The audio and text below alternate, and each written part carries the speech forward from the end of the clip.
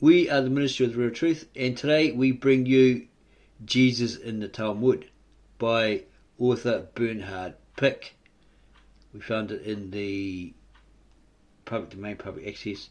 No copyright infringement was intentional, and we bring it to all via this video as a review for educational purposes alone.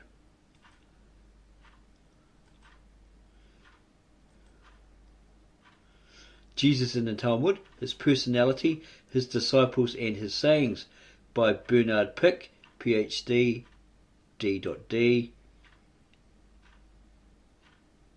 printed, published 1913. Contents page.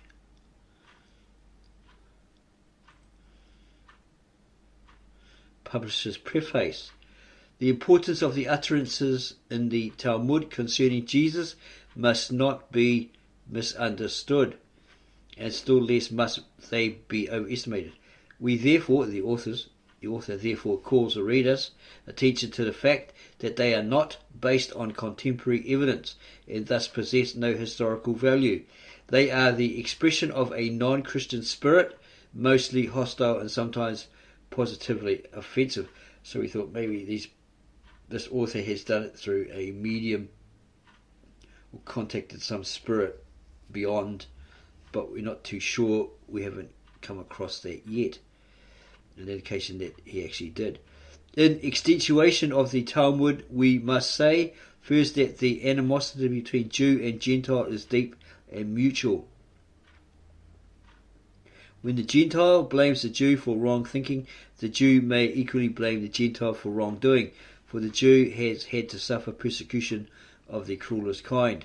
Further, we must bear in mind that the Talmud is not one book with a consistent tendency, but a collection of innumerable writings, essays, anecdotes, and what not, side by side with noble and deep thoughts.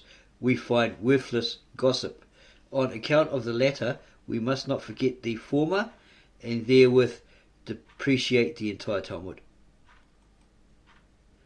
For these reasons, we wish the reader to use the present pamphlet with discretion and to bear in mind the conditions existing in the age in which these utterances concerning Jesus were written. The author has collected and collated them for serious study of the facts in the case. They are material for the scholar and must not in any sense be considered as popular reading. The publishers. Note by the author. The greater part of this work was already in print when the interesting book of Professor Stark was published. Jesus, die Herrscher und die Christen, Leipzig, 1910. Part 1, Personality of Jesus. 1. The Talmud. Introduction. Jesus as represented in the Talmud is a subject which must interest the Christian student. For what can be of profounder interest than to learn what the Jews have said concerning Jesus and Christianity? We naturally look to the Jewish historian Josephus, who described and witnessed the downfall of the Jewish Commonwealth, but we are disappointed. True that in his Antiquities, 1833, Josephus has reference to Christ, but scholars are now generally agreed, and his footnote indicated down here, see, however, among other defenders of the passage in Josephus. Cites, Christus, it's in German here, Cologne, 1906. Not too sure what that is. Established sequence or something? No, not really sure what that is. It's probably something in Latin. Okay, so Josephus has referred to Christ, but scholars are now generally agreed that this passage is a later interpolation. Leaving then aside Josephus, we must turn to the Encyclopedia of Jewish Wisdom and Unwisdom, which is known as the Talmud. We cannot speak here of the origin and contents of this voluminous work, this is the author speaking, of which a complete translation into any modern language does not yet exist. Don't forget this is in 1913. We must refer the reader to the author's article or to an article, Talmud. but even this work does not add anything to our knowledge. Yea, it is rather disappointing. For the Talmud, as we now have it, contains not those Christian or rather anti-Christian passages which it originally had. Modern Judaism complains of the intolerance of the church from which the time of Justinian. He's got some footnote indicators down here.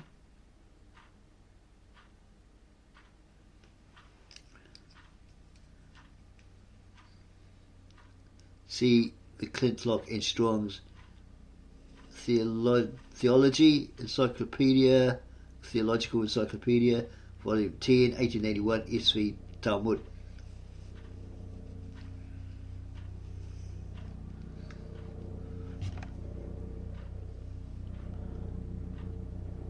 Modern Judaism complains of the intolerance of the church, which from the time of Justinian persecuted and burned the Talmud.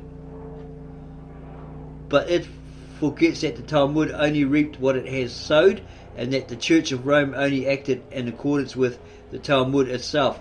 For it was the very Talmud which taught that in case of a fire breaking out on the Sabbath, the Gospels and other works of the minim, i.e. Christians, should not be rescued. By the life of my son, said the Rabbi Tarfon, should they, for example, these writings come into my hand, I would burn them together with the names of God which they contained. Where I pursued, I would rather take refuge in a temple of idols than in their, for example, the Christians' houses, for the latter are wilful traders, while the heathen sinned in ignorance of the right way, and concerning them the scripture says, behind the doors also and the posts hast thou set up thy remembrance. Isaiah 57:8 maybe, and it has a footnote indicated there. Talmud Shabbat, fold 116, column 1. This is his animosity against Christianity induced some scholars to maintain that this Rabbi Tarfon is the same Trifo who is the interlocutor in Justin Martyr's dialogue.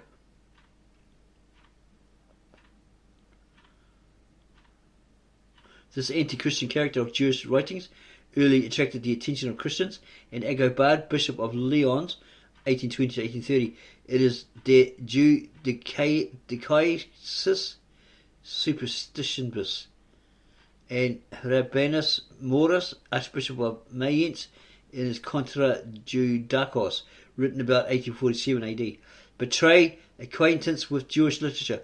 The first attack upon the Talmud was made in the 13th century, when AD 1240 a conference was held at Paris between Nicolas Donin and some Jewish rabbis. When the question came up as to Jesus in Talmud, Rabbi Shekel, the most prominent of the Jewish rabbis at that conference, would not admit that the Jesus spoken of in the Talmud was Jesus of Nazareth, but another Jesus, a discovery which was copied by some later writers. But modern Jews acknowledge the failure of this argument, for, says Dr. Levin in his prize essay, we must regard the attempt of Rabbi Shekel to ascertain that there were two by the name of Jesus as unfortunate, original as the idea may be. And here's a footnote indicator, and it's got it here in German. It's a book of his published in Graetz's manuscript, Breslau, 1869, page 193. As the author of this essay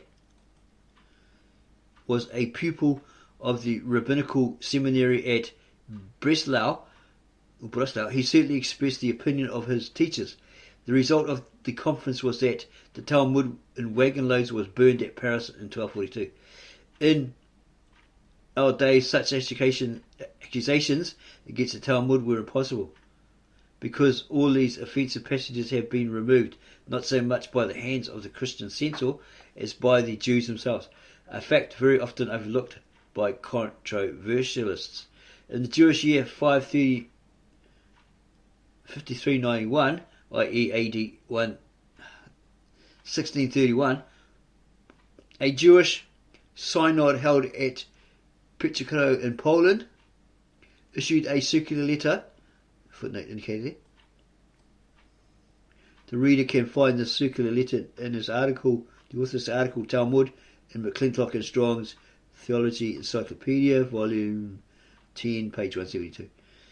To the effect that all such passages in the Talmud which refer to Jesus, etc., should be omitted, or taken out, or left out in the future, or removed.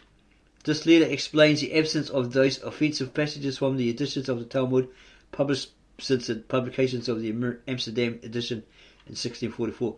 But happily or unhappily, the Jews themselves have taken care that the expurgated passages in the Talmud did not become lost to their co-religionists by publishing them anonymously in pamphlets, of which Professor Struck of Berlin mentions no less than 4 such editions. Footnote indicated. The present writer has also one of these collections published in Krakow, 1893, so the author had a copy of that, these pamphlets or whatever they were. These collections, published for the most part in Germany, are of a recent date and are probably intended for more than a mere literary interest. In order to give back to the Jews what the censor has taken from them and to show them that Christianity has nothing to fear from these expurgated passages, Professor Dalman of Leipzig, one of the few Christian scholars who are entitled to be heard even in Talmudicus, had published in a convenient form all these passages contained in the oldest editions of the Talmud and Midrash. To this collection of the censored passages, H. Leibel agendered an introductory essay, and the whole was published under the title Jesus Christus in Talmud, Berlin, 1891, by the Missionary Institutum Judaicum. Before we enter into the debating club of the rabbis, we shall make a few preliminary remarks which can prepare us for the Talmudic statements. During the lifetime of Jesus, his miracles were not denied, but were traced back to Beelzebub, the prince of the devils, Mark 3:22. The scribes would not recognize one who sought not their company, but that of publicans and sinners with whom he ate, who broke the Sabbath and abolished the difference between clean and unclean. That the grave of Christ had been empty, the Jews did not deny, but they thought that the disciples had stolen the body. Matthew 28:15. They freely made use of the invective Beelzebub, master of the house, for the master of the Christians as well as for his servants. Matthew 10:25. After his death, the crucified Messiah, as Paul tells us, became unto them a stumbling block. 1 Corinthians 1:23. The destruction of Jerusalem had made no impression upon these villains and upon that ungodly generation, as Josephus calls his countrymen, or 5:13:6. War, yeah, it was like 5:13:6. But if the sword of Judaism was perforce sheathed, its tongues and pens were active.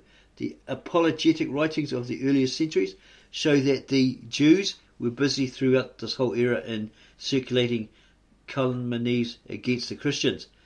Justin Martyr, died 163 AD, complains of the Jewish blasphemies against Christ and the Christians. The high priests of your nation and your teachers, he says, have caused that the name of Jesus should be profaned and reviled through the whole world. And it's from Dialogue with Trypho, 117. Nay, ye have added thereto, that Christ taught these impious, unlawful, horrible actions, which ye disseminate as charges, which ye spread as charges, where ye distribute as charges.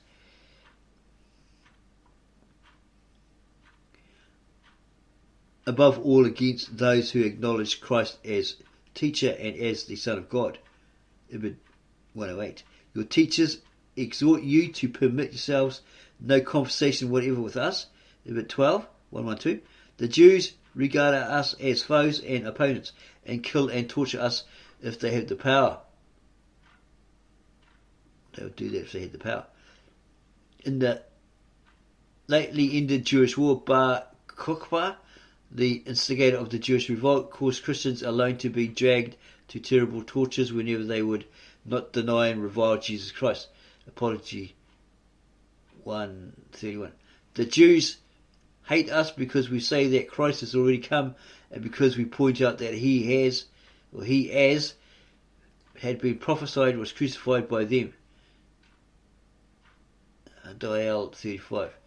Ye have killed the just and his prophets before him, and now ye despise those who hoped in him and in God, the King over all and Creator of all things, who has sent Jesus.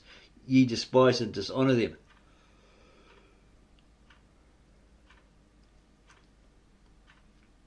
As much as in you lies, in that in your synagogues ye curse those who believe in Christ. Ye only lack the power on account of those who hold the reins of government to treat us with violence, that as often as ye had this power, ye have also done this. Ibid 16. In your synagogues ye curse all who have become Christians, and the same is done by the other nations, who give a practical turn to the curse, and that when anyone acknowledges himself a Christian, they put him to death. Ibid 96. From the true word of Celsus, which has been answered by Origen, we already learned some of the mean things which the Jews circulated about Jesus. The Jews, whom Celsus introduces, charges Jesus with having falsely proclaimed himself to be born of a virgin. Afterwards he says that Jesus was born in a poor Jewish village, and that his mother was a poor woman of the country who supported herself with spinning and needlework, that she was cast off by her betrothed, or husband to be, a carpenter, and that after she was rejected by her husband, she wandered about in disgrace and misery till she secretly gave birth to Jesus. Jesus himself was obliged from poverty and necessity to go down as servant into Egypt, where he learned some of the secret sciences which are in high honour among the Egyptians, and he placed such confidence in these sciences that on his return to his native land he gave himself out to be a god. 1:28. The Jew of Celsus also declares that the carpenter who was betrothed to Mary put the mother of Jesus from him because she had broken faith with him in favour of a soldier named Panthera. 1:32. Tertullian, writing somewhere about 197-198 AD in his De Spectaculis, chapter 30, in which he depicts the glorious spectacle of the second coming, says that he will turn to the Jews who raged against the Lord and say unto them, This is your carpenter's son, your harlot's son, your Sabbath breaker, you, it's faded there, your Samaritan, your demon possessed. This is he whom ye bought from Judas.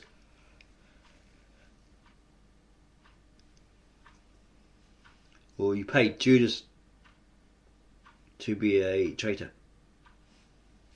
Okay, be a traitor and turn him in, find him and turn him in, so we can arrest him, or tell us where he is so we can arrest him for 30 silver coins. This is he who was struck with reeds and fists, dishonoured at spittle, and given a draught of gall and vinegar. This is he whom his disciples have stolen secretly, that it may be said he has risen, or the gardener abstracted that his lettuces might not be damaged by the crowds of visitors. Such is already the attitude of Judaism towards Jesus at a time when the Talmud was in a state of formation. But if we wish to become acquainted with the rabbinical Jesus tradition, we must examine the constituent parts of the Talmud, namely the Mishnah, Tosefta, i.e. addition or supplement to the Mishnah, the Gemara or commentary on the Mishnah, and the Midrashim or homiletic literature, especially the Midrash Kohelet or Midrash on Ecclesiastes. The Talmudic Jesus traditions continued themselves even after the time of the completion of the Talmud. They were further developed and enlarged and reached their full expansion in the Middle Ages. In that period, the hatred of Jesus, which was never quite dormant, begat a literature in comparison with which the Talmud must be termed almost innocent.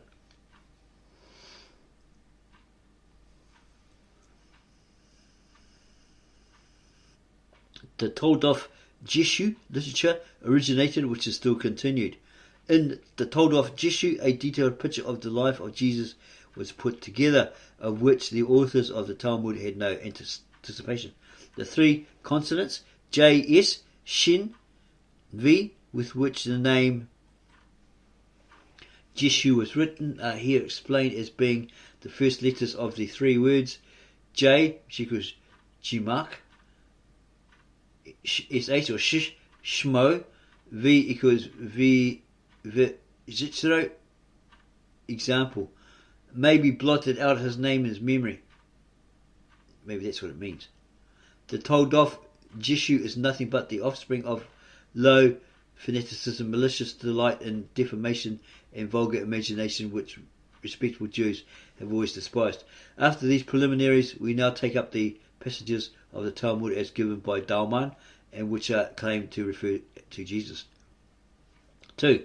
The personality of Jesus. Birth and parentage of Jesus. In the Talmud Shabbath 104b, and is that a footnote indication down the bottom?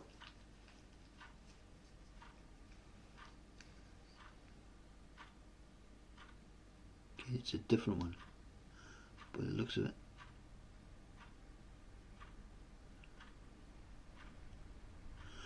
Okay, birth and parentage of Jesus. In the Talmud Shabbath 104b, we read, "He who cuts upon his flesh." It is a tradition that Rabbi Eliezer said to the wise, "Has not Ben-Starter brought magic spells from Egypt in a cut which was upon his body?"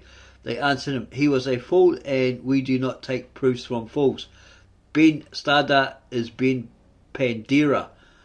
Rab Hista said, "The husband was Starter, the paramour was Pandera. The husband was Paphos ben Yehuda, the mother was Starter. The mother was Miriam, the dresser of woman's hair, as we say in Pumbeditha. Such a one has been false to her husband." Let's have a look at that footnote indication there. Okay, 8. The passage in parenthesis, which also occurs in Sanhedrin 67a, is not found in modern editions. It is supplied from Rabinowicz Deduke Sophirim on the authority of the Munich and Oxford manuscripts and the older editions.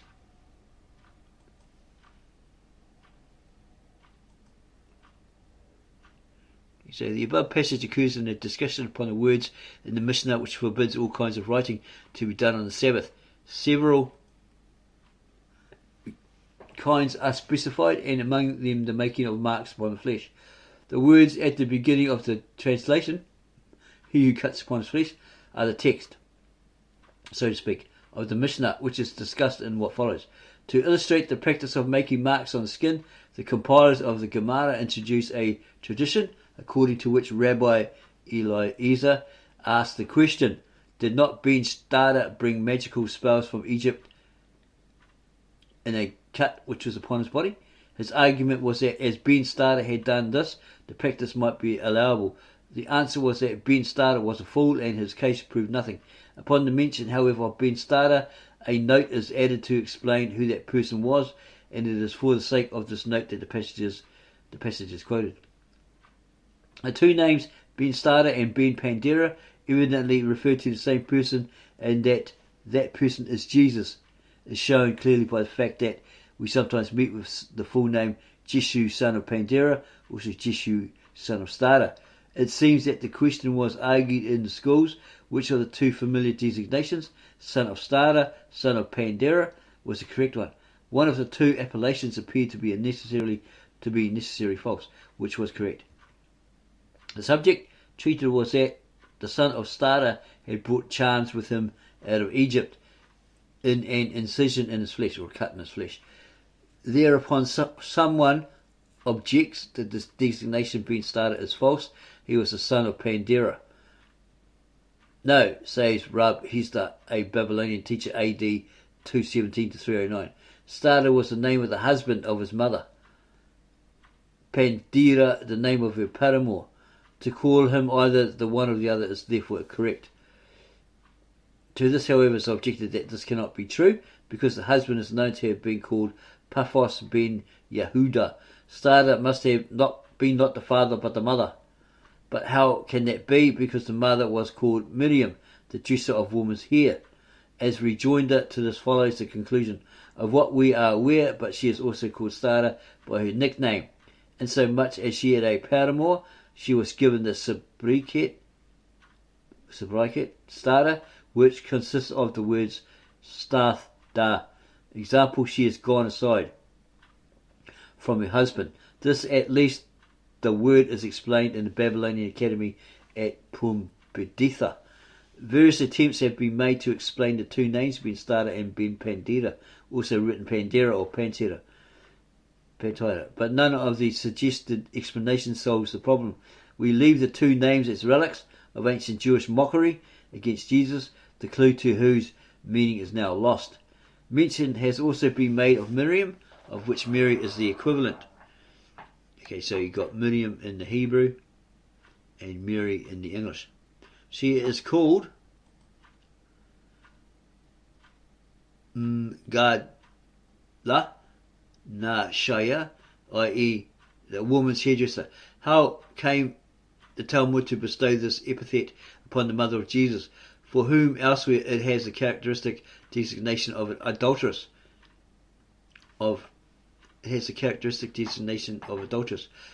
That Jesus' mother was named Mary was known to the Jews. That she had borne Jesus out of wedlock was maintained by them.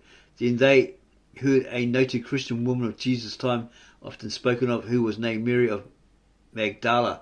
What was more natural for those who had already long ceased to ascertain, more particularly at the mouth of Christians, the history of Jesus, than by this Mary of Magdala, simply to understand Jesus' mother, especially since their knowledge was confined to one Mary? She was reported to be a great sinner. This harmonized in a twofold way with their assumption, for that Jesus' mother was a sinner was maintained by them with the utmost certainty, and now they obtained, as they supposed, actual confirmation of this from the Christians. Miriam of Magdala was accordingly the mother of Jesus, and by a name play, the Magdala was turned into Gadla Nashaya, i.e. woman's hairdresser. In the Talmudic passage quoted above, we are told that Starter's, example Mary, lawful husband was Paphos ben Yehuda, or Jehuda. Now of this Paphos, who lived a century after Jesus, the Talmud Gittin 90a narrates the following. There is a tradition, Rabbi Meir used to say, just as there are various kinds of taste as regards eating, so there are also various dispositions as regards woman. There is a man into whose cup a fly falls, and he casts it out, but all the same he does not drink it, the contents of the cup. Such was the manner of Paphos ben Jehuda, who used to lock the door upon his wife and go out. All we learn from this passage, directly with regard to Paphos ben Jehuda, a contemporary of Rabbi Akiba, is that he locked up his wife. We are, however, led to conclude indirectly that she ultimately proved unfaithful to her tyrannical spouse. What then was more simple than for a storyteller to connect this with the details of unfaithfulness found in his Jeshu repertoire? The erring wife was just like Miriam. Before long she actually became Miriam, and finally Paphos ben Jehuda was confidently given as Miriam's husband. So they had it in later times, and the great Talmudic commentator Rashi, died AD 1105, comments thus upon our passage. Perhaps Ben Jehuda was the husband of Mary, the woman's hairdresser. Whenever he went out of his house into the street, he locked the door upon her, that no one might be able to speak with her, and that is a course which became him not, for on this account there arose enmity between them, or dislike or hatred between them, despising between them, and she in wantonness broke her faith with her husband, a merry legend. In the Talmud Hagigah 4b we read the following. When Rab Joseph came to this verse, Proverbs 23:23, but there is that is destroyed without judgment. He wept. He said, is there really someone who is going away when it is not his time? None but this told of Rab Bibi Bar Abai, the angel of death, was with him. The angel said to his messenger, go bring me Miriam, the dresser of woman's hair. He brought him Miriam, the teacher of children. He, the angel, said, I told thee Miriam, the dresser of woman's hair. He said, if so, I will take this one back. He said, since thou hast brought this one, let it be among the number of the dead. In this narrative we have a monstrous anachronism. Rab Joseph, who is mentioned here, was born at Shiti in Babylonia, AD 259, and died in 325. Rab Bibi flourished in the 4th century. The latter can neither have seen Mary nor have been her contemporary. The Talmudic commentary Tosafot remarks the angel of death was with him. He related what had already happened. For this about Miriam, the dresser of woman's hair, took place in the time of the Second Temple, for she was the mother of that so-and-so, example, Jesus, as it is said in Shabbat 104b. But the wording of the Talmud says quite distinctly that Mary lived in the very time of Rab Bibi, on which account the angel of death spoke with him, not of one who had existed earlier, but of one actually living. Further, this angel, we may note, at that very time in the presence of Rab Bibi, commissions his messenger to bring her, example, deliver her to death. The Tosafot notes on Shabbat 104b seek needlessly to remove the anachronism by the assumption that there were two women's hairdressers named Mary. But this attempt is in vain, for nothing is known of that second Mary. Besides, we must not forget that the Talmud, in relation to Jesus, has no conception of chronology, and indeed, the later the origin of notices about Jesus, the more reckless are they in their chronological lapses. The post-Talmudic second Targum on the book of Esther actually reckons Jesus among the ancestors of Haman, an anachronism which Levi in his Targumic dictionary, I, or 1:330, seeks in vain to justify in the face of such an unfathomable error what signifies the erroneous representation that Rab Bibi lived in the time of Mary. Yeah, this Haman, he was the hater of Jews. Okay? He would have them punished in Xerxes' days, the son of Darius, because Esther, the persecution of Jews, Esther pretended to be a Persian, and this apparently this Xerxes, he's got another name, can't remember his other name, he fell in love with her. He had a thing for her. 3. Jesus alleged to have been born out of wedlock. The pretended record. It is said in Mishnah Jebamoth 4:13a, Gemara 49b, Simeon ben Azai said, I have found in Jerusalem a book of genealogies, and therein is written that so and so, because they blotted out his name, right? Jesus, right? It's got a footnote indicated there. The original reads Poloni and is one of the 28 periphrastic titles of Jesus from Jewish writings, adduced by Eisenmenger in the second chapter of the first part of his Indictes Judenthum.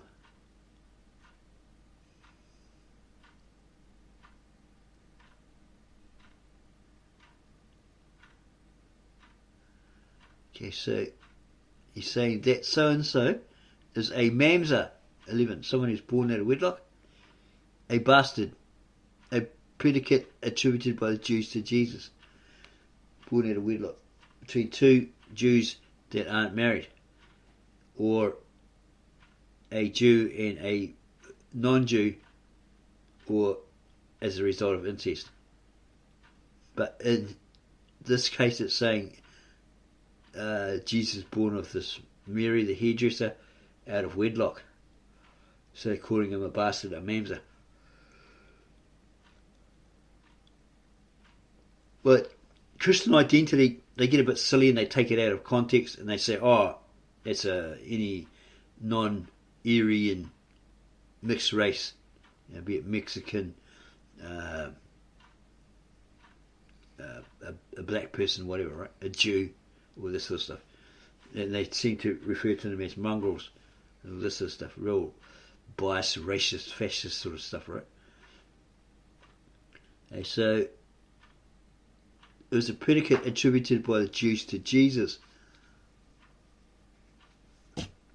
Rabbi Akiva, who was a particularly zealous opponent of the Christians, when Ben Azai reported that he had found a book of pedigrees in which it was stated that so-and-so, Poloni, was of spurious birth, it is certainly probable that references to Jesus. Unless some well-known man were intended, there was no point in referring to him.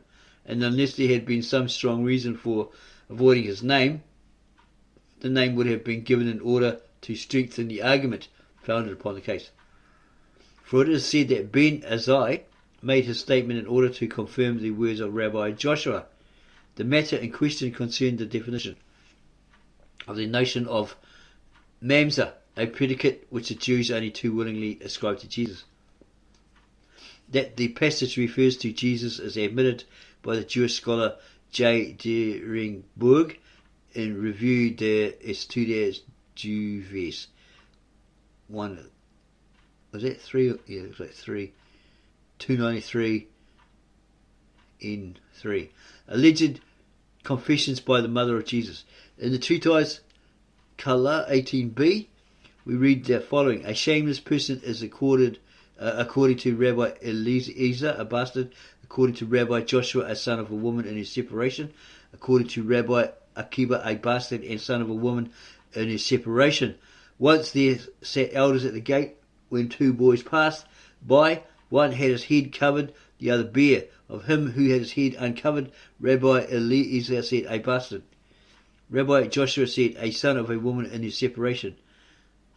Rabbi Akiva said, a bastard and son of a woman in his separation. They said to Rabbi Akiva, how has thine heart impelled thee to the audacity of contradicting the words of thy colleagues? He said to them, I am about to prove it. Thereupon he went to the boy's mother and found her sitting in the market and selling pulse. He said to her, it's some sort of dried vegetable or something, isn't it? Like a bean or something like that. He said to her, my daughter, if thou tellest me the thing which I ask thee, I will bring thee to eternal life. She said to him, swear it to me. Thereupon Rabbi Akiva took the oath with his lips while he cancelled it in his heart. Then he said, he to her, it's like the guy was, he said, yeah, I promise, but he's got his fingers behind his back crossed. You know? He's intended on breaking his promise. You know?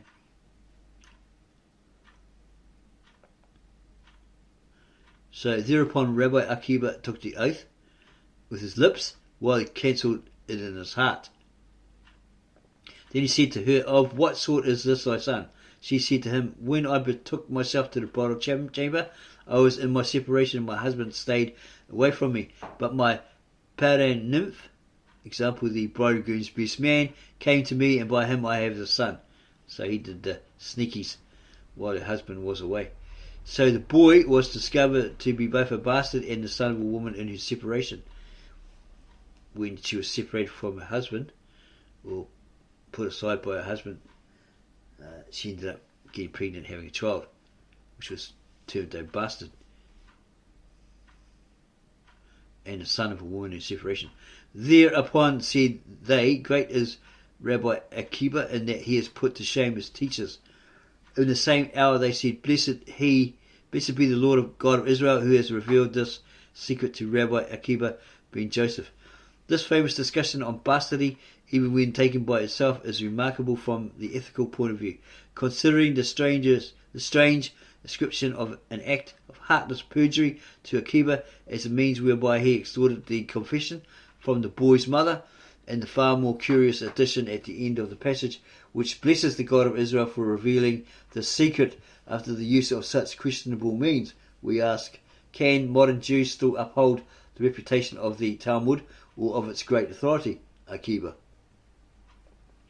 Considering the passage by itself, we see that neither the name of the son nor that of the mother here is mentioned, but the fact that use has been made of the story in the told off Jeshu, editor Holreich, or edition Holreich, page 22, edition by Wagenseil, page 12, manuscript Strasbourg, editor Kraus, maybe that's what that is, 12, page 39, MS Vindobono, Bona Ibid, page 69, shows that it was regarded as having reference to Jesus. That Akiba lived about a century after Jesus is of no account, since the Talmud abounds in anachronisms. Jesus and his teacher. Whereas the New Testament knows nothing of Jesus having enjoyed the tuition of a rabbi, the Talmud Sanhedrin 107b, and almost exactly in the same words, Sota 47a, narrates the following. Our rabbis teach, ever let the left hand repel and the right hand invite, not like Elisha who repulsed Gehazi with both hands, and not like Rabbi Joshua ben Piraijah who repulsed Jeshu the Nazarene with both hands. What of Rabbi Joshua ben Piraijah, when Janai the king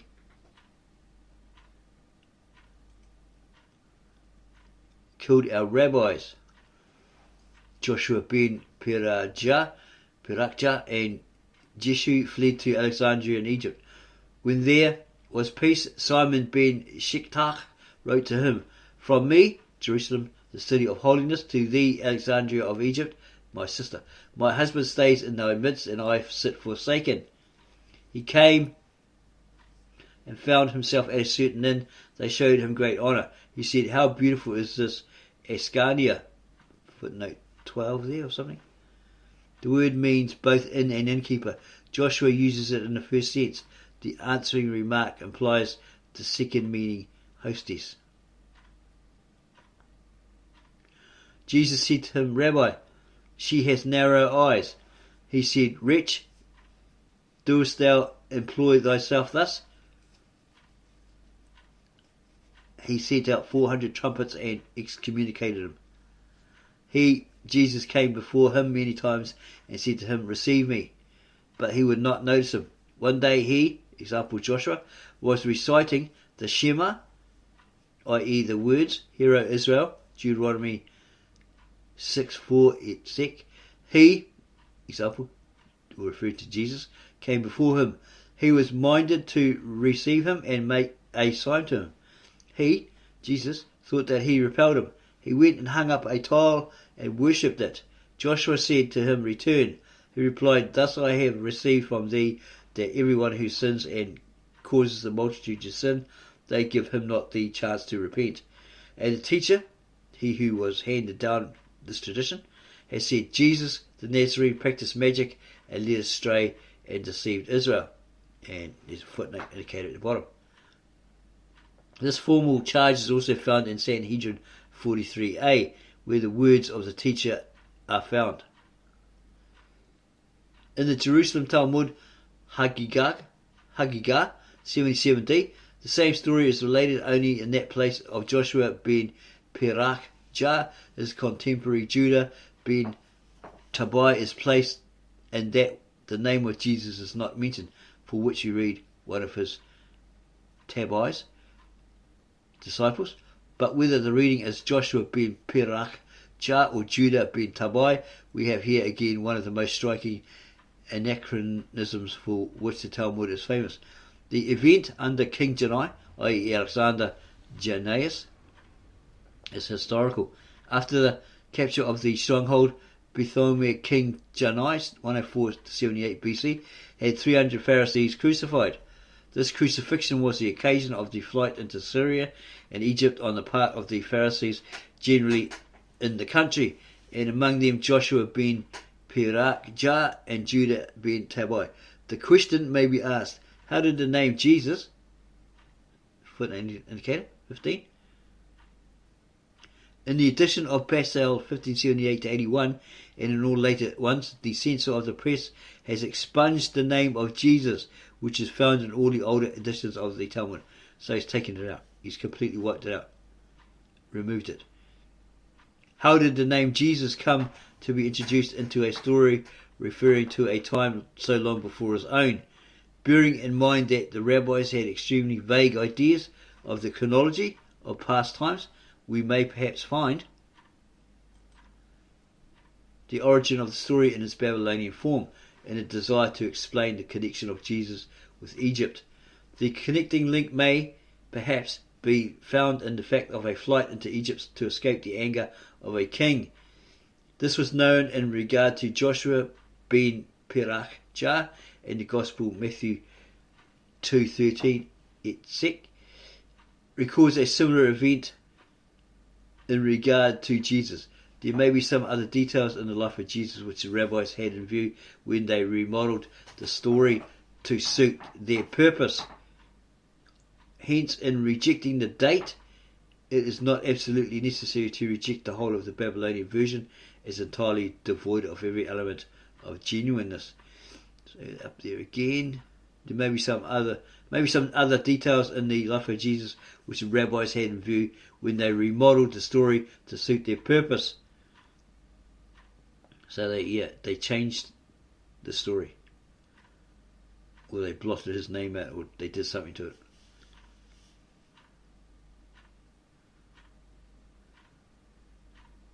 Again, as to the lateness of the Babylonian version, it is to be observed that the Gemara quotes from an earlier source or tradition of the story, as one can be seen from the closing words of the Talmud passage, Sanhedrin 107b, given above. Jesus, a magician. Whereas the Toldoth, Jeshu attributes the miraculous power of Jesus to the Shem, the tetragrammaton or infallible name, ineffable name, which he stole from the temple at Jerusalem by a strange device. The Talmud knows nothing of this robbing of the Shem from the temple, but recalls that Jesus brought magic out of Egypt. Footnote there. Egypt was regarded as the special home of magic, an opinion expressed in the Talmud, Kedushin 49b. 10 measures of sorcery descended into the world. Egypt received 9, the rest of the world 1. The passages referring to it are 1, Tosefta, footnote indicated there. That is supplement to the Mishnah, best edition by Zuku Mandel, plus Walk 1880, page 126. Okay, so he who upon the Sabbath cuts letters upon his body is, according to the view of Rabbi Eliezer, guilty. According to the view of the sages, he is not guilty. Rabbi Eliezer said to the sages, Ben Starter surely learned sorcery by such writing. They replied to him, should we in any wise on account of a fool destroy all reasonable men? 2. Jerusalem Shabbat 13d. He who scratches on the skin in the fashion of writing is guilty, but he who makes marks on the skin in the fashion of writing is exempt from punishment. Rabbi Eliezer said to them, but has not Ben Starter brought magic spells out of Egypt in this way? They answered him, on account of one fool we do not ruin a multitude of reasonable men. This seems to be repeating itself. 3. Shabbat 10:4b. It is a tradition that Rabbi Eliezer said to the sages, did not Ben Starter bring spells from Egypt in a cut which was upon his flesh? They replied, he was a fool, and they do not bring a proof from a fool.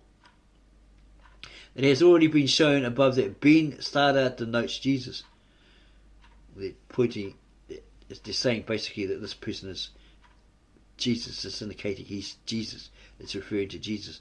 In the passage before us, he is charged with bringing magical charms from Egypt concealed in an incision in his flesh. The charge that he was a magician is no doubt based on the belief that he did many miracles, a belief which found ample support in the gospel records. we know he did lots of miracles. It's in the New Testament. To say that Jesus learned magic in Egypt, the special home of magic, according to the Talmud, Kiddushin 49b, already referred to, is to say that he was a great magician, more powerful than others. We actually saw in a movie where he took out the demoniacs, the guy called Legion, the crazy guy, when they got off the boat and went into that certain area, and he came out of a tomb. He said, "Jesus of Nazareth, what do you want with me?" and all that sort of stuff. I am Legion, for we are many, right? And he put he sent those demons into the pigs, and they ran off and they went over the cliff, and that shepherd of them, that herder of them, said, "Magician, leave us alone." It's one of those movies we remember quite well, because that's the first one we've basically heard someone call him a magician. Okay, so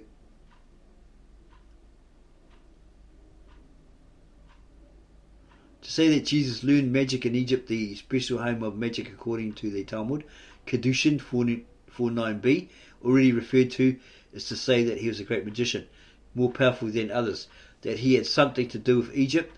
We have also seen above in the passage which makes him a disciple of Joshua ben Pirach-Jah. As to the manner in which he is alleged to have brought with him the Egyptian magic, a curious explanation is given by Rashi, the Talmud commentator on Shabbat 10:4b, to the effect that the Egyptian magicians searched everyone who quitted the land of Egypt, whether he was taking any books of magic with him, in order that the magical art, namely the Egyptian, might not come into other countries. Now, since Jesus could not take them away in writing, he concealed them in the manner described, or perhaps tattooed magical signs on his flesh. Jesus an idolater. Jesus is not only a fool, but also an idolater, according to these peoples. In the Talmud Sanhedrin 103a, we read on the passage Psalms 51. Was it? Yeah, it looks like 10, 50, maybe that's 61. 10.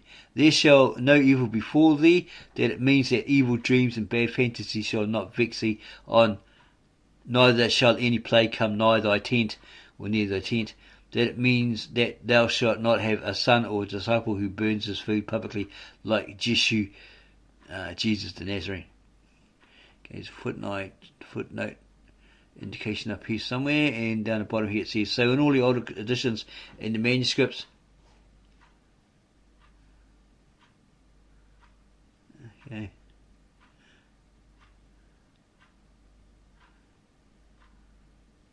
the last clause is also found in Talmud Birachoth 17b. The authority who quoted this passage is Rabbi Histah, a Babylonian who lived AD 217 to 309. He quotes it in the name of Rabbi Jeremiah Bar Abba. It's like a teacher. Jeremiah the teacher, son of the fathers, or the father. Probably son of some priest or something like that. It may mean that in that Eastern terminology, or the Hebrew terminology, not too sure. Who was his contemporary and apparently of about the same age. As to the term to burn his food publicly, lexicographers are of different opinions. Dalman says that this means to renounce publicly what one has learned. Leibel thinks that the term is a contemptuous expression for the public offering of sacrifices to idols. That the Christians in the assemblies offered sacrifices to idols was as firmly the opinion of the Jews of olden times as it is of many of the present day. Naturally, therefore, it was concluded that Jesus must have commenced it, or he started it. Maybe it refers to the fact that Jesus went and taught the people publicly, the poor, the outcast, the oppressed, the sinners, the publicans, in a word that unpurified people, the unpurified people, with whom a disciple of a rabbi ought not to associate. But whatever the meaning, certain it is that in the eyes of the rabbis, Jesus was a heterodox, who, according to Talmud Sanhedrin 43a and 107b, corrupted and seduced Israel. Claim of Jesus denied. In the Jerusalem Talmud, Ta'anith 65b, we read with reference to Numbers 23:19. Rabbi Abahu said, "If a man shall say to thee, I am God, he lies. If he says, I am the Son of Man, he shall rue it." What does that mean? I will go up to heaven. To this applies Numbers 23:19. He saith, but shall not perform it. So it's just all mouth. He says it, but he can't do it. He can't do it. That's right. Basically, yeah. That the passage refers to Jesus, there can be no possibility of doubt. This Rabbi Abahu, who lived in Caesarea at the end of the 3rd and the beginning of the 4th century, seems to have largely engaged in controversy with Jewish Christians. According to Abahu, anyone who says that he is God and at the same time designates himself as Son of Man, and this no man save Jesus has ever done, is a liar. The import of the testimony of Jesus to himself is mentioned also in the Midrash Pesikta, Rabbathi, edition Friedman, 1880, file 100b. Rabbi Hir Bar Abba, about 216 AD, said, "If the son of the harlot shall say to thee, there be two gods, answer him, I am he of the sea, I am he of Sinai." Rabbi Hir Bar Abba said, "If the son of the harlot shall say to thee, there be two gods, answer him, it is here." Deuteronomy verse 4 or 5? Deuteronomy 5:4. "Written not gods, but the Lord hath spoken with you face to face." That God has a son, and that for this reason there are two gods, passes here for the teaching of the harlot's son, wherein the reference is clear, namely to Jesus. An amplification of Abahu's work given above is found in the Midrash Jalkut Shimoni, also Midrash Jelamidenu on Numbers 23:7, where we read that Rabbi Eliezer HaKapar said that God gave strength to his Balaam's voice so that it went from one end of the world to the other. Is that donkey that spoke? Not really sure. Or some idol or something like that. That it went from one end of the world to the other because he looked forth and beheld the peoples that bowed down to the sun and moon and stars and to wood and stone, and he looked forth and beheld, maybe that donkey was Baalim or something. I'm not really sure on who that Balaam is. Okay, so they bowed down to the sun, the moon and wood and all this sort of stuff. And he looked forth and beheld that there was a man, son of a woman, who should rise up and seek to make himself God and to cause the whole world to go astray. Therefore God gave power to his voice that all the peoples of the world might hear, and thus he spake, "Give heed that ye go not astray after that man, for it is written," Numbers 23:19. "God is not a man that he should lie, and if he says that he is God, he is a liar, and he would deceive and say that he departeth and cometh again in the end. He saith, and he shall not perform. See what is written," Numbers 26:23. "And he who took up his parable and said, Alas, who shall live when he makes himself God?" Balaam intended to say, "Alas, who shall live of that nation which heareth that man who hath made himself God?" Now Eliezer HaKapar, who is reported to have said all this, was earlier than Abahu, for he died about 260 AD. Whether all is to be taken as Kapar's work, we know not. At all events, we have here a naive prophecy after the event, which makes Balaam quote his own words. Numbers 23:19. As scripture. One thing, however, is certain: Jesus is here referred to more fully than in the shorter saying of Abahu. Balaam, Jesus. In Mishnah Sanhedrin 10:2, we read, 3 kings and 4 private men have no part in the world to come. The 3 kings are Jeroboam, Ahab, and Manasseh. The 4 private men are Balaam, Doeg, Ahitophel, and Gehazi. This passage belongs to the famous chapter of the Mishnah, entitled Chelek, because it commences by saying that all Israel have part, Chelek, in the word to come.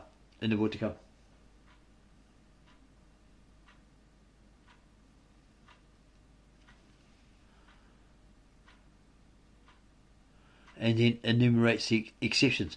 The three kings, Jeroboam, Ahab and Manasseh, are all mentioned in the Old Testament as having introduced idolatry, perverted the true religion. The immediate connection of the four private persons arouses the conjecture that they were condemned for the same offence. This conclusion is strengthened by the fact that the preceding paragraph of the Mishnah, 10:1, in this chapter accepts from the privilege of the world to come according to Rabbi Akiva, also such a person who reads in external books and who whispers over a wound and says, "None of the diseases which I sent in Egypt will I lay upon thee. I, the Lord, am thy healer." Now the external books, according to the Gemara upon this passage, Vol 100b, are the Sefer Minim, i.e. the books of the Jewish Christians or Christians generally, which books by way of caricature, Rabbi Meir, 130 to 160 AD, calls Arwen Gileon, literally margin of evil, and Rabbi Jochanan, Meir's contemporary, calls Arwan Gileon, i.e. blank paper of sin, thus in Talmud Shabbat 11.6a, manuscript Munich. The words "who whispers over a wound" refer to the miraculous cure of the Christians. The combination of Balaam with Doeg, Tophel, and Gehazi is certainly extraordinary. Balaam was not an Israelite and therefore could not logically be included in the list of exceptions to a rule which only affected Israelites. It is evident that Balaam here does not mean the ancient prophet of Numbers 22 etc., but someone else for whom that ancient prophet could serve as a type. From the Jewish point of view, there was considerable likeness between Balaam and Jesus. Both had led the people astray, and if the former had tempted them to gross immorality, the latter, according to the rabbis, had tempted them to gross apostasy.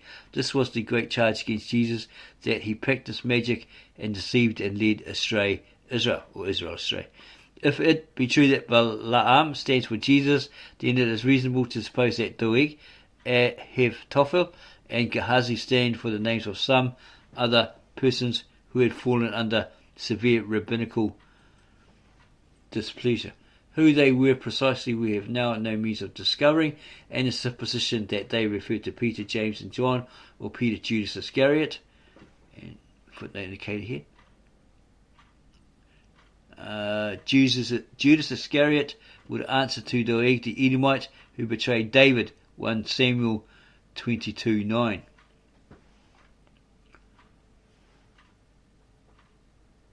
Okay, so Peter, Paul and John, or Peter, Judas Iscariot and Paul may be possible. However this may be, the rabbis were convinced that the disciples of Balaam en bloc would inherit Gehenna, as we read in Abboth version, verse 19. Was that 5:19? The disciples of our father Abraham enjoy this world and inherit the world to come, as it is written, Proverbs 8:21, that I may cause those that love me to inherit substance, and that I may fill their treasures. The disciples of Balaam, the impious, inherit Gehenna and go down into the pit of destruction, as it is written, Psalms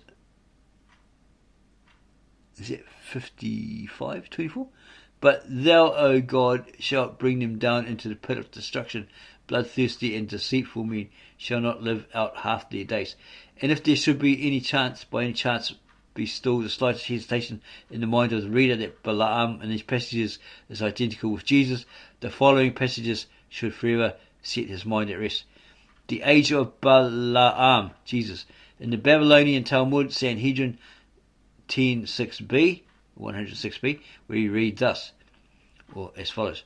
A certain heretic, Min, said to Rabbi Hanina, "Have you ever heard how old Balaam was?" He replied, "There is nothing written about it.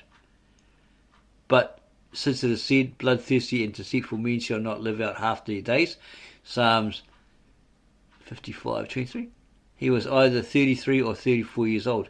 He, the heretic, said, "Thou hast spoken well. I have seen the chronicle of Balaam, in which it is said, Balaam the lame was 33 years old when the robber Phinehas killed him." Rabbi Hanina lived at Sepphoris and died 232 AD. There seems to be no apparent reason why a Christian, a Min, should have asked him as to the age of the ancient Balaam.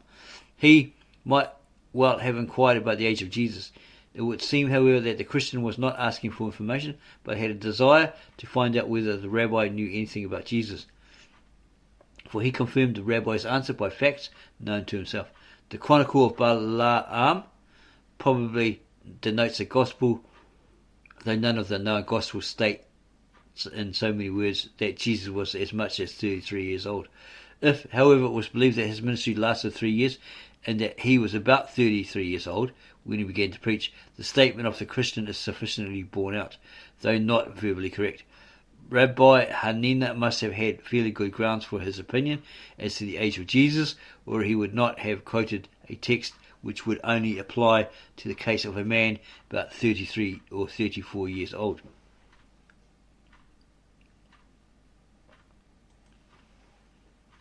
As to Phinehas, the robber, or Phinehas Lista'a, who is said to have killed Balaam, it is difficult to understand why this worthy, who is mentioned in Numbers 25:23, as having led an army against the Midianites and slain their kings together with Balaam with the sword, and this at Moses' command, shall be called the robber.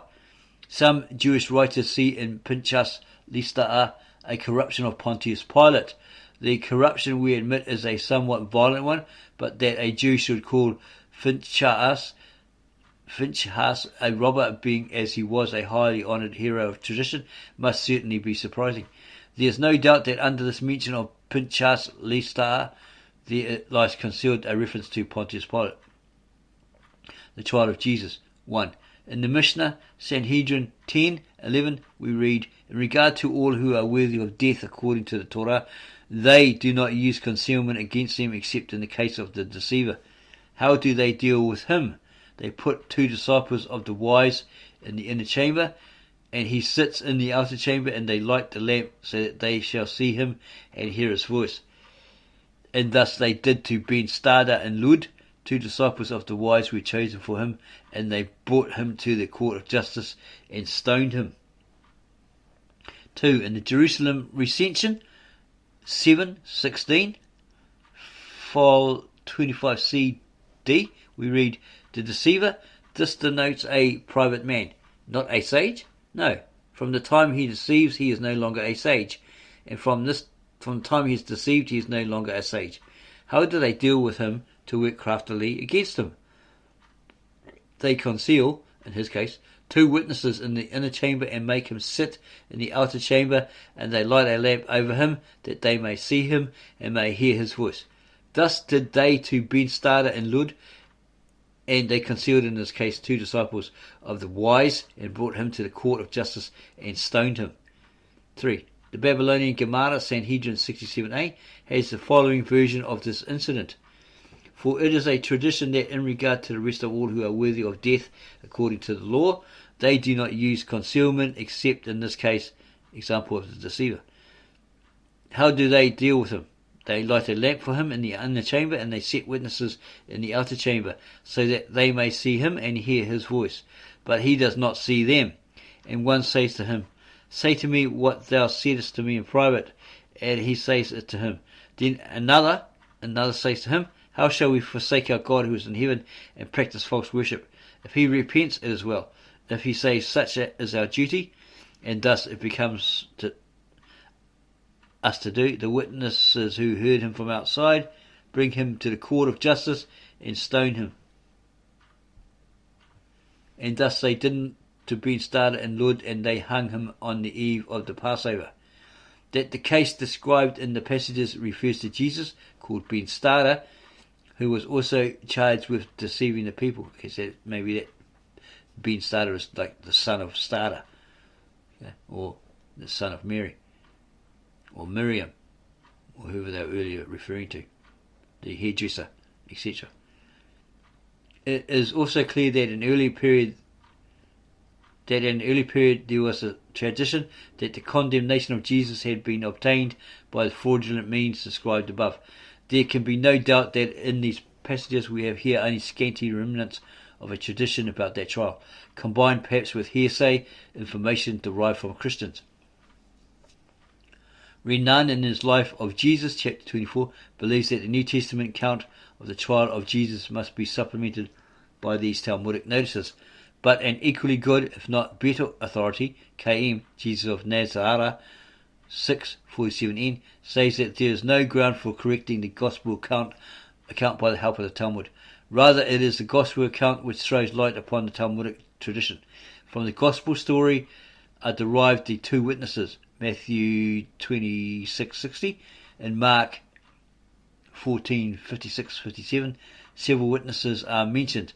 The Gospel speaks of false witnesses, and this is perhaps the origin of the Talmudic assertion that the witnesses were concealed in order to entrap the accused.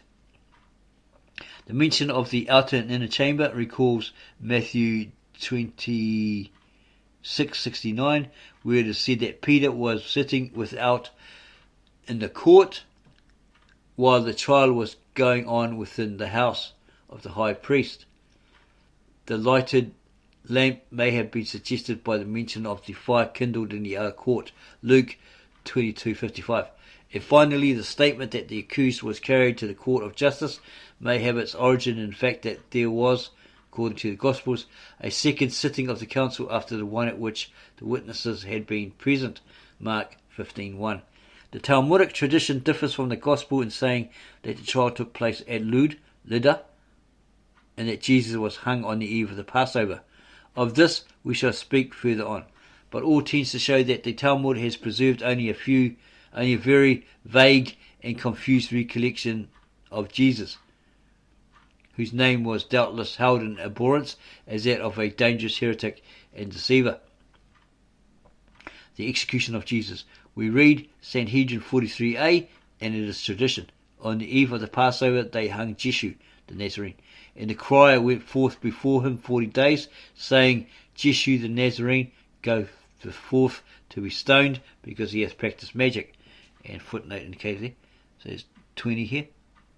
It is certainly strange that Jesus was charged with having practiced magic, whereas magical skill was one of the qualifications necessary for a member of the Sanhedrin. Thus, we read in Treatise Sanhedrin 17a, Rabbi Jochanan says none were allowed to sit in the Sanhedrin who were not men of stature, men of wisdom, men of good appearance, aged, skilled in magic. Okay, so they're saying Jeshu the Nazarene goeth forth to be stoned because he hath practised magic. And okay, here's the continuation of that footnote. And acquainted with 70 languages, so that the Sanhedrin might not be obliged to hear through an interpreter. That this statement is in opposition to Deuteronomy 18:10-12 makes no difference with the rabbis. The commentary indeed tells us that this magical skill was acquired in self-defense in order to kill the magicians who trusted in their magical arts to deliver them out of the hands of the tribunal. But this explanation does not mean the matter. Magic is a thing absolutely unlawful and expressly forbidden by God, but it may well be doubted whether the members of this great council confined their magical exercitations to the killing of magicians. We find elsewhere that the rabbis at least made other magical experiments and have even recorded the means which they employed for the benefit of posterity. The authors refer to Talmud Berchoth 6a, where the people in all Israel are instructed in the means to see demons. The passage being too silly, the authors refrain from giving it. 21. Okay, there's another footnote indicated here. Okay, so he deceived and led astray Israel, this Jeshu or Jesus. been started. And anyone who knoweth anything in his favour, let him come and declare concerning him. And they found nothing in his favour, and they hung him on the eve of the Passover. Allah said, it's not Allah of the Muslims, it's probably Ula, something like that. Would it be supposed that Jeshu the Nazarene, a revolutionary, had anything in his favour? He was the deceiver and the merciful God. Hath said, Deuteronomy 13:8, thou shalt not spare, neither shalt thou conceal him. Now, don't let him off, and don't try to hide him, right? Or don't try to conceal the fact, cover up the fact that he was the deceiver or a magician or whatever, right? But it was different with Jeshu the Nazarene, for he was near to the kingdom. 21. The whole of this passage is expunged from the later editions. It's totally removed. It is given here on the authority of the manuscript and early editions set forth by Rabbis. The words in parenthesis are from manuscript. In this passage we are told that Jesus was hung. With this must be combined the evidence of the passages given in the former section that he was stoned. The connection between the two statements is that Jesus was stoned and his dead body then hung upon a cross. This is clear from the Mishnah Sanhedrin 6:4. All who are stoned are hung, according to Rabbi Eliezer. The sages say none is hung except the blasphemer and he who practices a false worship. The corpse was hung to a cross or else to a single beam, of which one end rested on the ground, the other against a wall. Same Mishnah. The Gospels, of course, say nothing about a stoning of Jesus.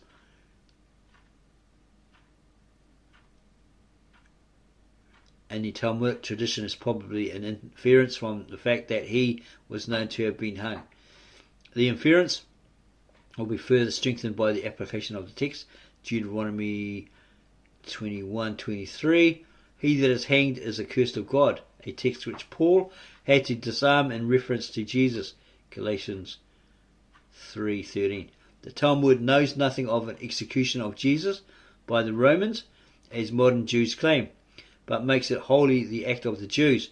What is meant by the herald going forth during 40 days before the death of Jesus is hard to tell. The herald is, of course, fictitious. The number 40 days may have its origin in the Gospel. The phrase that Jesus was near to the kingdom, Libel interprets as referring to the Roman authorities, which would explain the hesitation of Pontius Pilate to put Jesus to death.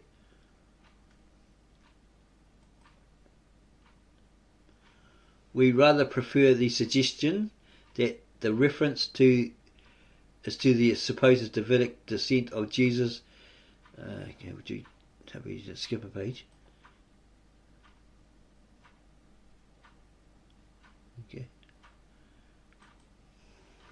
We rather prefer the suggestion that the references to the supposed Davidic descent of Jesus, a suggestion made by the late Professor Delitzsch in his Jesus and Hillel, 3rd edition, 1879, where he says on page 12, note, Mary is also called in the Talmud a daughter of Eli, or Eli, and Jesus is called Sanhedrin 43a, related to the royal house of David. Jesus is in hell. In the Talmud, Gittin 56b, 57a, we read, Onkelos bar Kalonikos, nephew of Titus, desired to become a Jew. He called upon Titus by necromancy. He said to him, who is honoured in this world? He replied, Israel. What about joining him? He replied, their words are many and thou canst not fulfill them. There's no way you can fulfill them. Probably to do with their text, their writings, their rites, their rituals, etc. Or their texts.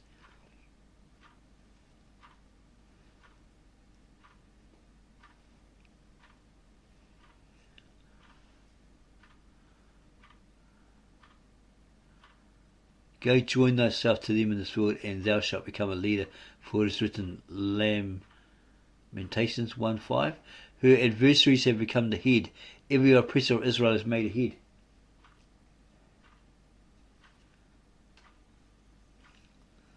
He said to him, "What is thy punishment?" He replied, "That which I have determined for myself. Every day my ashes are collected and I am judged. Then I am burnt and the ashes scattered over 7 seas." He called up Balaam by necromancy. He said to him, "Who is honoured in this world?" He replied, "Israel. What about joining him?" He replied, Deuteronomy 23:6. "Thou shalt not seek their peace or their prosperity all thy days." He said to him, "What is the punishment of this man?" He replied, "By boiling pollution." He called up Jesus by necromancy. He said to him, "Who is honoured in this world?" He replied, "Israel. What about joining them?" He replied, "Seek their good, seek not their harm. Everyone who injures them, it is as if he injured the apple of his eye." He said, "What is the punishment of this man?" He replied, "By boiling filth.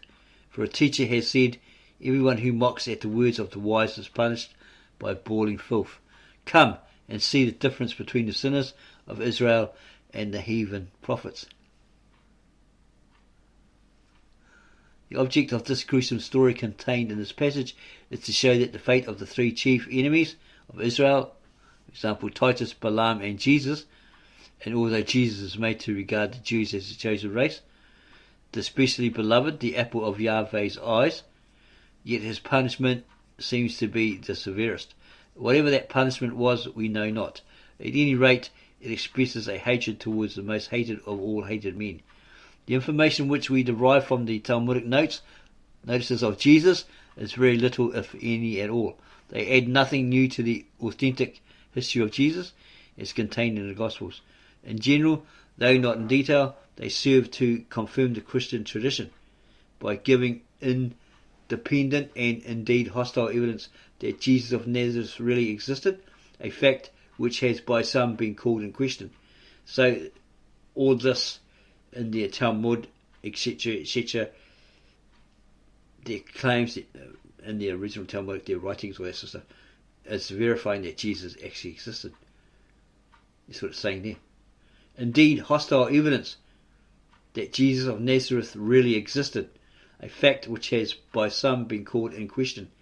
But if beyond this, the Talmudic Jesus tradition has no value for the history of Christianity, it shows the attitude of Judaism as represented by its leaders towards Jesus. He is the deceiver, the sorcerer, the apostate, the sinner of Israel, according to them. His birth, Jewish contempt blackened into a disgrace, and his death is dismissed as the mere execution of a pernicious criminal. And thus it is to this day, to understand Jesus and his religion, Judaism must divest itself of rabbinism. Not the Talmud, but the New Testament is the real source for the history of Jesus. So what is he saying there? To understand Jesus and his religion, Judaism must rid itself, empty itself of rabbinism. Not the Talmud, but the New Testament is the real source for the history of Jesus.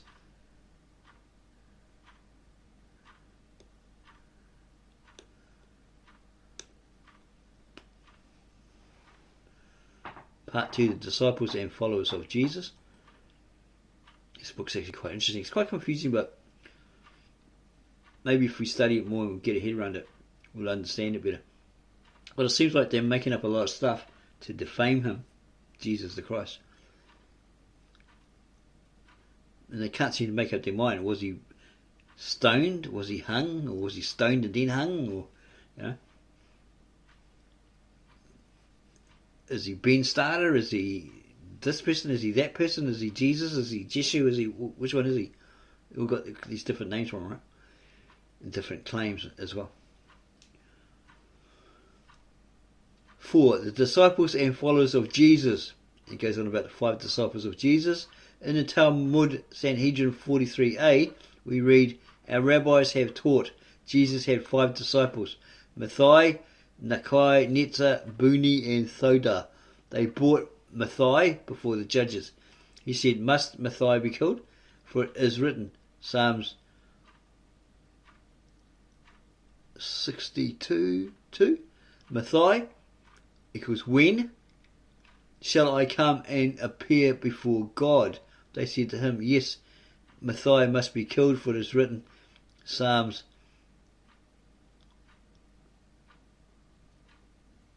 61:5.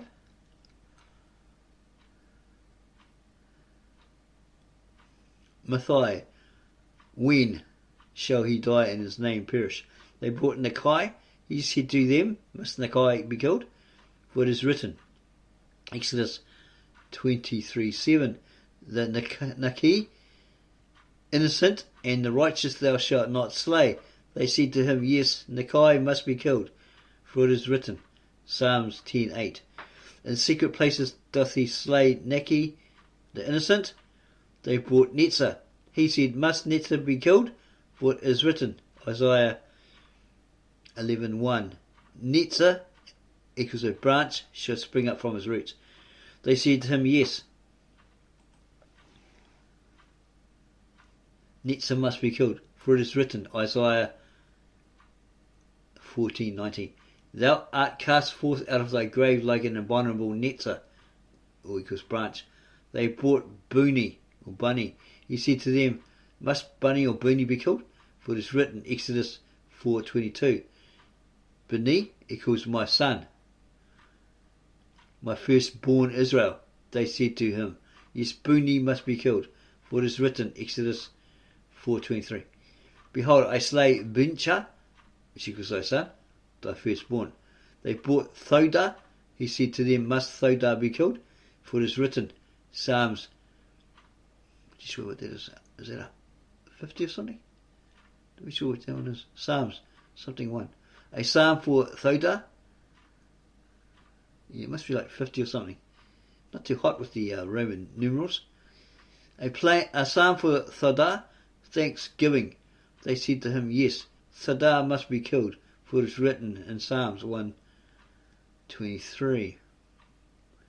Whoso sacrificeth Thoda equals thanksgiving, honoureth me.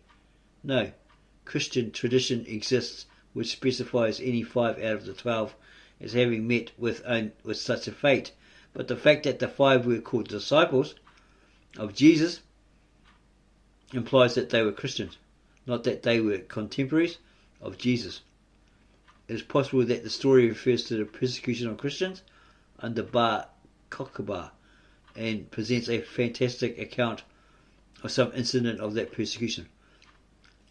The fact that the martyrdom of these disciples is described on the same page of the Talmud on which the execution of Jesus at Lydda is narrated shows that it was a Jewish and not a heathenistic court, or heathenish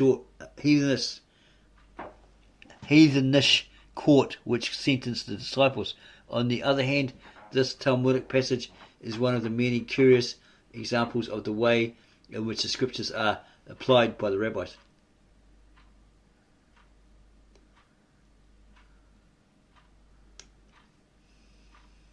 It is one of the strangest specimens of transparent fiction and of silly trifling with the words of scripture. Jacob of Kepha Sama Sekchanja. Besides the 5 names given above, the Talmud also knows of another disciple of Jesus, Jacob of Kepha Sama, who was known for his thaumaturgic power, which no doubt led him to be placed in immediate relation with Jesus, the master of sorcery, and which in his time caused a sensation that was never afterward to be forgotten. In the Talmud, this Jacob comes before us as a performer of miracles and a teacher. For convenience's sake, we divide the matter and treat Jacob, the performer of miracles. A. In the Tosefta, Hulin 2:22-23, we read, the case of Rabbi Elazar ben Damar, whom a serpent bit. There came in Jacob a man of Kepha Sama to cure him in the name of Jeshua ben Pendira. But Rabbi Ishmael did not allow it. He said, thou art not permitted, ben Damar. He said, I will bring thee a proof that he may heal me. But he had not finished bringing a proof when he died. Rabbi Ishmael said, happy art thou, Ben Damar, for thou hast departed in peace, and hast not broken through the ordinances of the wise, for upon everyone who breaks through the fence of the wise, punishment comes at last, as it is written, Ecclesiastes 10:8. Whoso breaketh a fence, a serpent shall bite him.